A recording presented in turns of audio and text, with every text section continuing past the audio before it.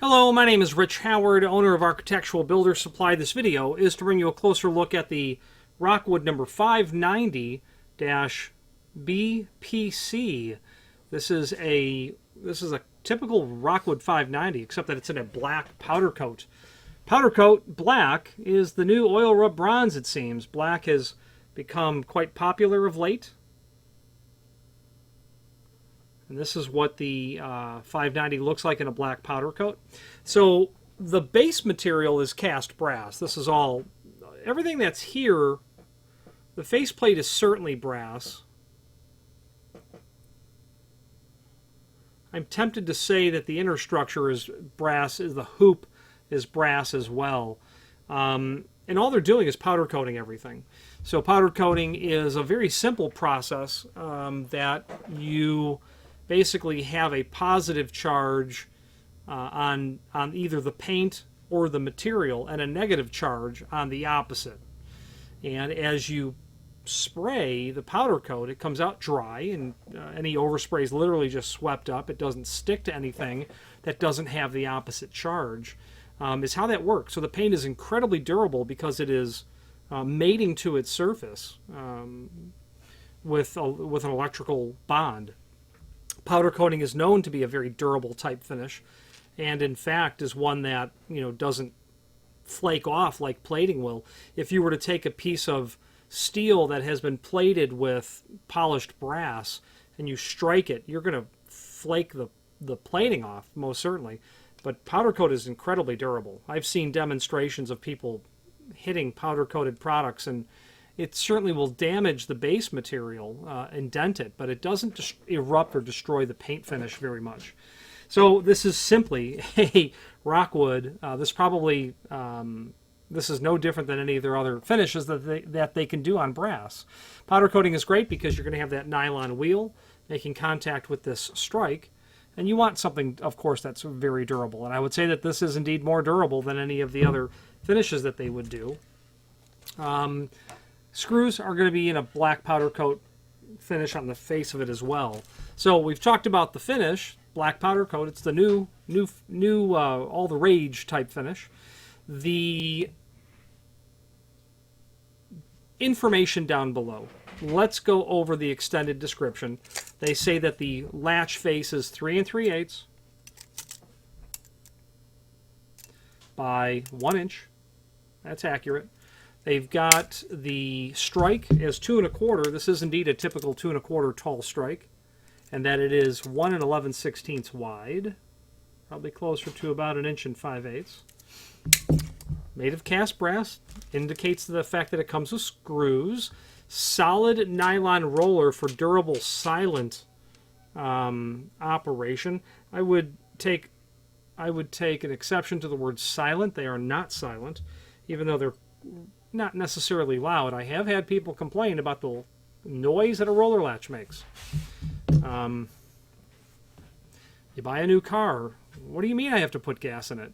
Certain things just go hand in hand. Noise, a measurable amount of noise is created when you've got two parts touching each other. So there you go. Now, there's a link to the product brochure and then the template. Let's look at the product brochure, as that's going to show us the 590 and its sister products. The 591, which is the same roller latch, except that it will come with a 4 7/8 strike. The 592, again, the same roller latch with a T-strike. The 594 is a T-strike model, except that it has a different footprint where it will fit into the edge of a hollow metal door or a wood door that has what we would call a 161 edge prep, 2 1/4 by 1 1/8. So that will fit right in there. This is not going to fit right in there. This would go into a wood door. Then there is the 593. That is the overhead roller latch with an integrated stop. That works really great because it permits you to have a door installed where there is no stop installed on the frame. The application for that would be center hung pivots on a cased opening frame, single acting, but you do need some way to prevent the door from being pushed in the wrong direction, and that's where that angle stop comes in. Okay.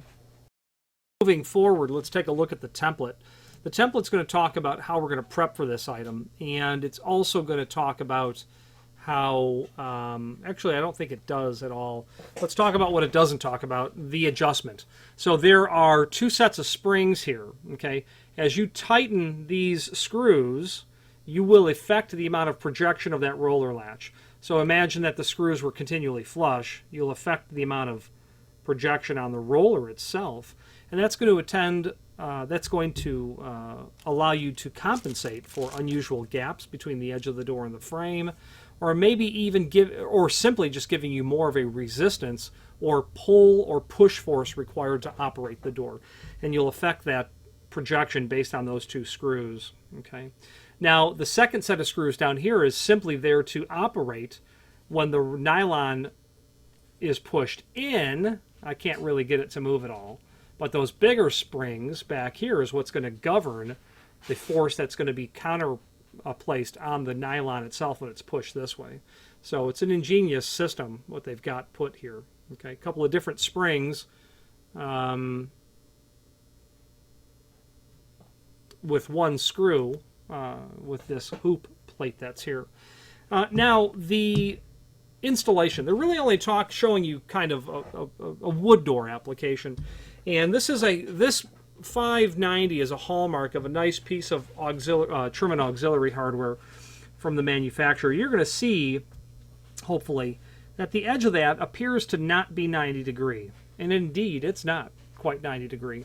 The reason that's the case is when you mortise your door and you install your hardware, that bevel that's there where the outside of that dimension is likely ever so slightly than the mortise size gives you a hairline margin between the door the mortise that's in the door and the hardware itself.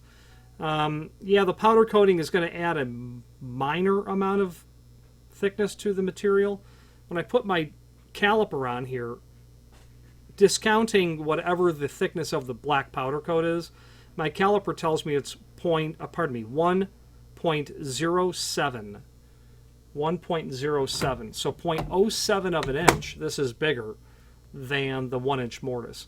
That really is what is going to give you that hairline tight margin all the way around. And it's a hallmark of high quality hardware, in my opinion. So we know that we're 1 inch, we know that we're 3 3/8. The other prep that we have to contend with is the height of the body, which they want a 2 1/4 inch mortise, and then the depth of the body, which they're saying 1 3/4 overall deep. So that's certainly no problem in either of those regards. What I would do when I would prep this, I would make two steps, a body prep and then a plate prep. The body prep is just what's down here. Okay, the plate is just the rectangular, in this case, rectangular finished plate. Okay, and I would find my center line.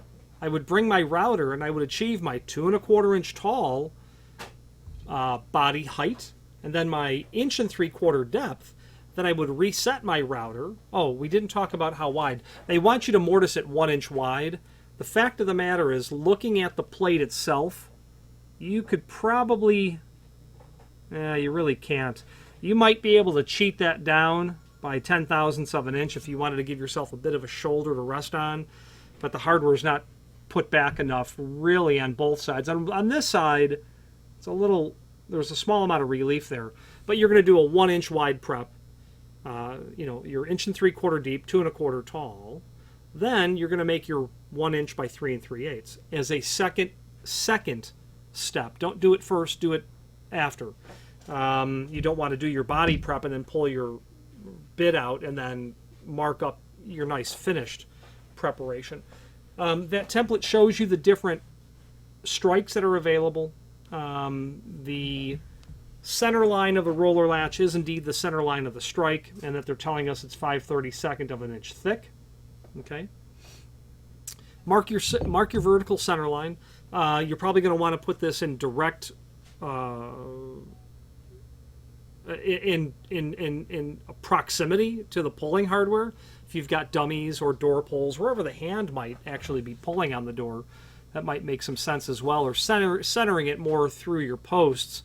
There's no hard and fast rule, but if you've got dummy trim I wouldn't want to have the thing installed at 6 foot from the floor or 2 feet from the floor, and I'm pulling on the center of the door. I wouldn't want to have the door twist at all. And be mindful of where you locate that to take an audit of all of the other center lines of the hardware that's in the building. You might have closet doors with dummy trim, and you're going to want to maintain a vertical height that is compatible with the operating locks around the doors. So be mindful of where you place it. Just do an audit of the space and just match what you're doing there accordingly. Now, finally, there is a link below this video to the manufacturer's page where you can pull up not only all of the Rockwood products that we sell, but also a link to the manufacturer's website, as well as a link to the full product catalog. I'm partial to Rockwood, and it's because I'm a fan of their exceptional customer service, quality of their product, the confluence of value and quality works out really well. Technical support, phenomenal. Prompt, reliable, predictable shipping lead times. It's the perfect package of trim and auxiliary. And I literally mean that. It's a confluence of all of the things that you really need from a trim and auxiliary company. And you don't really encounter reasons to go away from Rockwood once you get accustomed to their exceptional service. Any questions on the Rockwood number 590 in a BPC black powder coat or any other Rockwood product, please feel free to reach out to us. And thank you.